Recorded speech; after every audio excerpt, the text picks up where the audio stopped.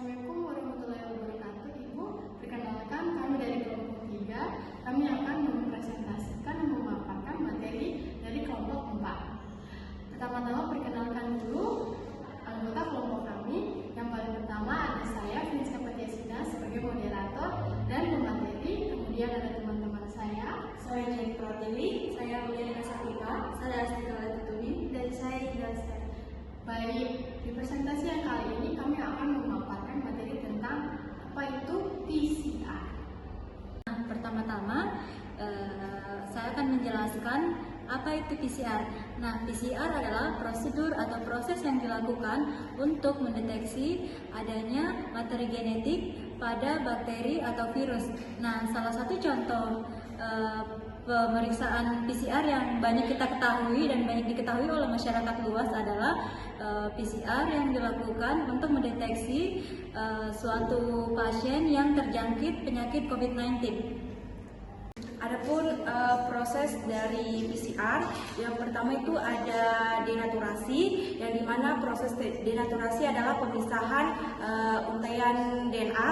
Terus yang kedua ada annealing, adalah proses penempelan DNA, dan yang ketiga adalah elongasi, adalah proses perpanjangan DNA.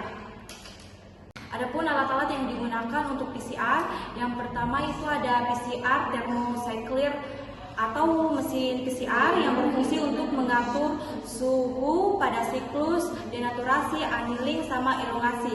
Terus yang kedua ada vortex mixer yang berfungsi untuk mengatur larutan dengan cepat dan homogen. Yang ketiga ada pipet microliter yang berfungsi untuk memindahkan volume kecil pada cairan. Terus yang keempat ada pipet tips yang dipakai pada ujung pipet microliter untuk menghindari kontaminasi. Terus yang kelima ada tabung mikro yang digunakan untuk menampung campuran reaksi PCR.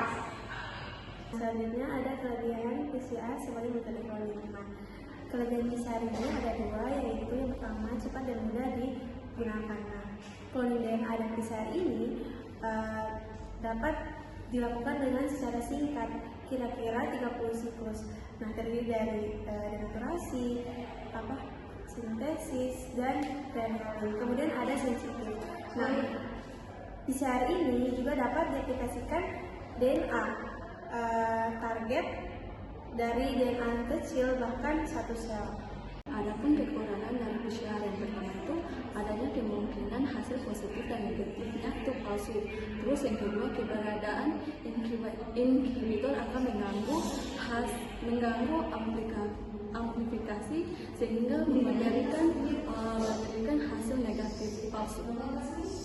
Baik Ibu, yang paling terakhir mungkin saya akan menjelaskan kepada Ibu dan teman-teman tentang pemanfaatan dan fungsi dari PCR ini yang masih akan berjalan dan digunakan hingga sekarang. Yang paling pertama ini, penggunaan dari PCR ini dapat melakukan fragment amplifikasi dari fragment DNA. Kemudian yang paling kedua, yang paling utama itu, sebagai intinya dari PCR ini dapat menyelidiki dan mendiagnosis banyak penyakit. Kemudian yang paling ketiga, yang paling terakhir, yakni penggunaan refresh transcriptase pada PCR ini dapat mengevaluasi level RNA dan juga memperkembangkan teknologi PCR ini sendiri. Baik, sekian Ibu presentasi kami tentang materi kelompok 4, yaitu tentang PCR.